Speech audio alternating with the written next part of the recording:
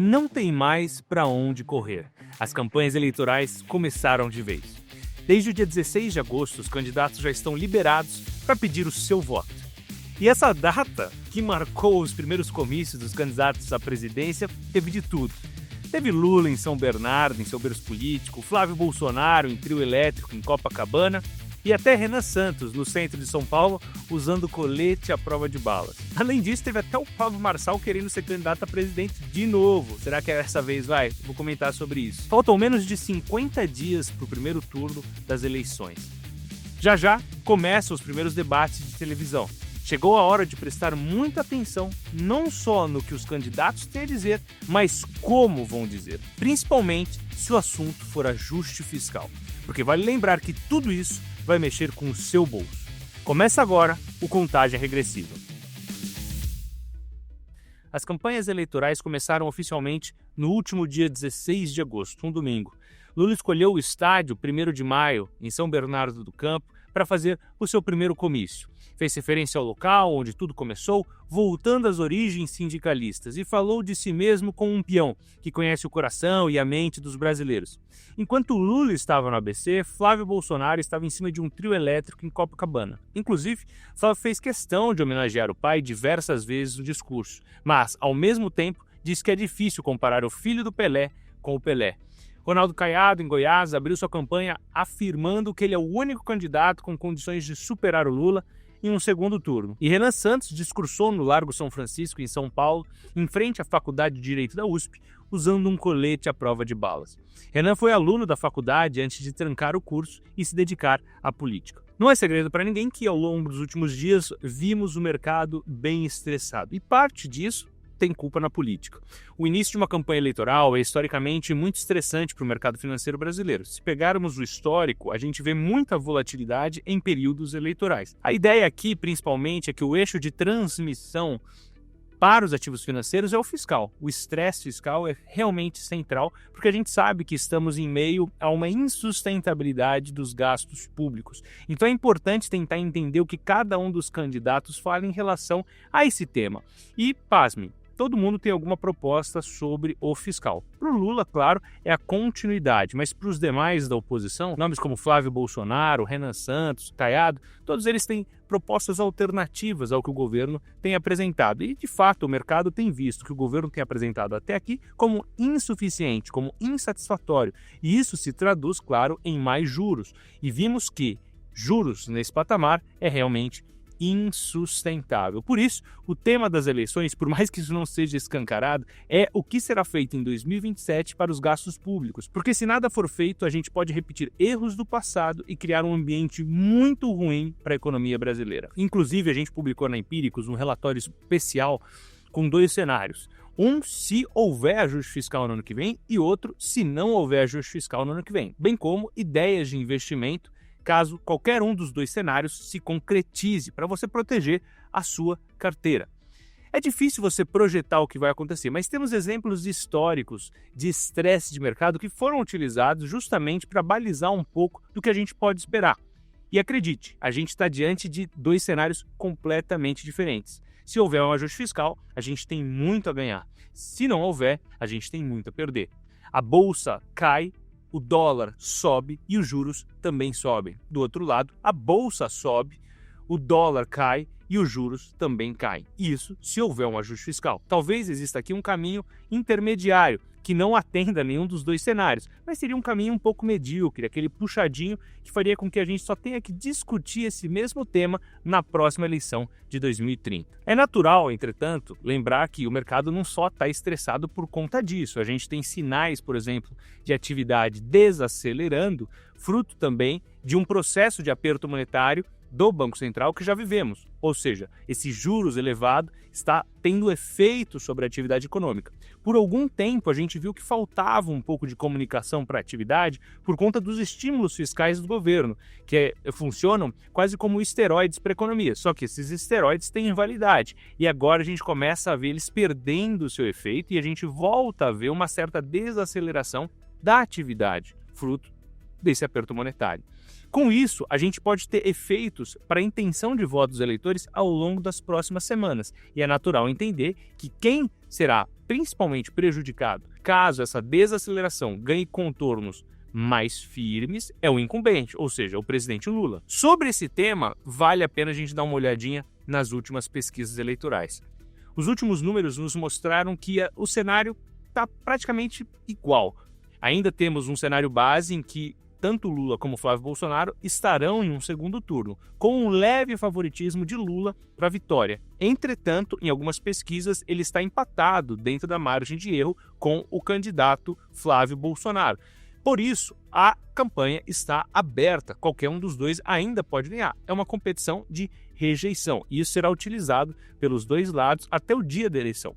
Vale notar que, comparativamente a Jair Bolsonaro em 2022, Flávio está muito melhor e essas pesquisas tenderam a subestimar o potencial de Jair Bolsonaro na última eleição geral. Portanto, é plausível entender que Flávio Bolsonaro tem uma intenção de voto que subestime o seu verdadeiro potencial nas urnas, tanto no primeiro como no segundo turno. Por isso que a oposição ainda entende ser possível que Flávio ganhe, por mais que ele tenha vários desafios para enfrentar ao longo das próximas semanas. Para Lula, essa desaceleração pode bater principalmente em setores mais sensíveis à atividade econômica e que abarcam um grande eleitorado. Por exemplo, funcionários do setor da gig economy, gig economia, que quais são seus próprios microempresários, entregadores, quem faz Uber e assim por diante. Esse pessoal é muito sensível a nível de atividade, então se houver uma desaceleração muito brusca da economia, eles vão sentir primeiro, e a taxa de rejeição do governo já nesse meio é um pouco elevada, portanto pode só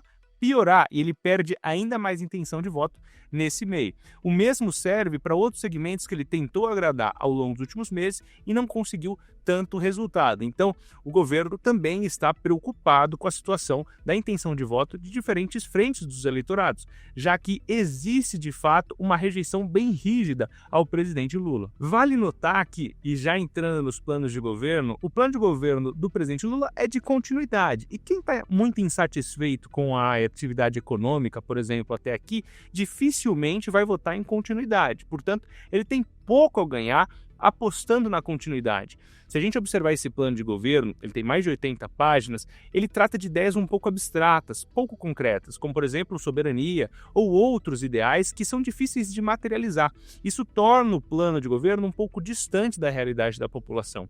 Outros planos, eles trabalham melhores com metas. Vale dizer que esse plano do Lula é bem diferente do que ele apresentou em 2022, onde ele tinha algumas metas bem concretas e inclusive algumas promessas para a campanha. Aqui está diferente. Ele promete continuidade com aprimoramento. E, inclusive, nesse meio do caminho, ele fala sobre responsabilidade fiscal. Para você ter uma ideia, um dos favoritos para assumir a pasta da Fazenda, caso o Lula seja reeleito, é Bruno Moretti, hoje ministro do Planejamento. Moretti já deu várias entrevistas para alguns meios de comunicação falando sobre a possibilidade de um ajuste fiscal na reeleição do Lula. É claro que o Lula nunca vai assumir isso publicamente, não faz parte do seu perfil político, mas ele sabe que existe uma certa inevitabilidade em algum ajuste fiscal no ano que vem. A diferença é, como eu já falei para vocês, o grau desse ajuste fiscal, o quão profundo ele será.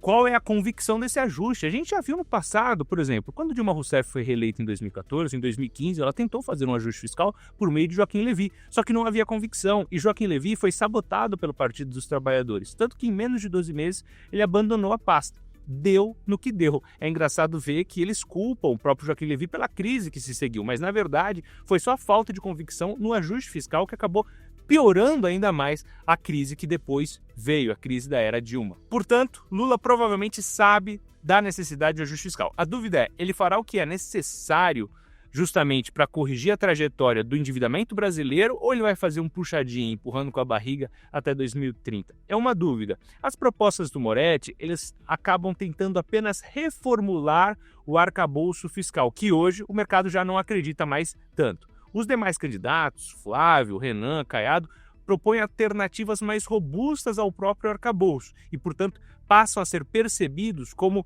planos mais viáveis ou minimamente mais fiscalistas que o do governo. O plano do Flávio Bolsonaro, por exemplo, ele acaba falando muito sobre individualismo. Foi conduzido pelo Rogério Marinho e outros nomes, como a Daniela Marques, que tem sido um dos nomes da economia do Flávio Bolsonaro. É um plano bem desenhado. Entretanto, são só ideias. A gente precisa entender quanto disso é realmente aplicável, até mesmo porque vai depender de articulação política ao longo dos próximos anos, em especial no primeiro ano de mandato, seja quem for que vai ganhar, justamente para negociar esse ajuste fiscal tão necessário para o país. Os planos dos demais candidatos, Renan Santos, Romeu Zema, Ronaldo Caiado, eles são até parecidos entre si, claro, cada um com a sua respectiva característica, mas são planos mais à direita, falando de segurança pública, ajuste fiscal, políticas pró-mercado. Isso é muito importante, inclusive. A gente fala muito de um problema estrutural que precisa ser resolvido no curto prazo, o fiscal, mas tem outros problemas estruturais, como de produtividade, ambiente de negócios, insegurança jurídica, que precisa ser saneada de alguma forma, que também são tão importantes e que precisam ser endereçados. Por isso que tratar dessas políticas é fundamental. Para isso, teremos os primeiros debates eleitorais dos presidenciáveis. Entretanto, Lula e Flávio Bolsonaro prometem não comparecer nos primeiros debates. Vamos ver se isso se confirma. O primeiro está marcado agora para dia 23 de agosto, domingo, na Band, tradicionalmente o primeiro debate presidencial. Se eles não forem, já começa uma campanha um pouco esvaziada, que deve convergir mesmo para um segundo turno entre os dois. Chamou a atenção a participação de Pablo Marçal, que conseguiu registrar sua candidatura. Não sabemos se ela será indeferida ou não. Muito provavelmente será indeferida, tá? Ele está inelegível, só que a Justiça Brasileira permite que ele apresente um registro, ele conseguiu liminar para isso e deve ser indeferido. Vocês devem se lembrar, em 2018, o próprio Lula registrou a candidatura dele mesmo, mas depois de um tempo foi indeferida pelo TSE porque ele estava inelegível à época. O mesmo deve acontecer com o Pablo Marçal. Até mesmo porque ele só registrou a candidatura dele fora do horário e sem um plano, o que é requisito mínimo. Então, por mais que ele faça barulho no curto prazo, o que deve acontecer mesmo, ele talvez não participe dos debates e deve, muito em breve, ter a sua própria candidatura indeferida. Vamos acompanhando. Mas tudo volta para a questão fiscal. Se isso não for endereçado, os problemas dos ativos brasileiros estão só começando e a gente pode repetir os erros do passado e entrar numa crise pior ainda. Eu tenho falado para algumas pessoas que num cenário, por exemplo, de Lula reeleito, a gente vai ter a possibilidade de dois cenários. A gente pode caminhar para algo parecido com o que foi a era Dilma, caso não haja ajuste fiscal, ou repetir 2022, por exemplo, em que ele vai apresentar uma alternativa de adaptação ao arcabouço fiscal, o que pode ser lido ou não de maneira positiva pelo mercado. Depende do que será apresentado pelos responsáveis ao longo dos próximos meses. Já os demais candidatos parecem apresentar propostas que, para o mercado, são mais fiscalistas e, portanto, devem ser melhor recebidas pelos ativos financeiros, algo que também precisamos acompanhar. Diante dessa incerteza toda, vários investidores estrangeiros retiraram recursos do país. Por isso a gente tem visto uma saída recorde de investidores dos mercados locais, por conta de algumas revisões baixistas de análise de algumas casas gringas que começaram a colocar o Brasil em observação, caráter de underweight, ou seja, menor recomendação de investimento e assim por diante. Isso tudo num contexto eleitoral, então é natural que haja bastante ansiedade.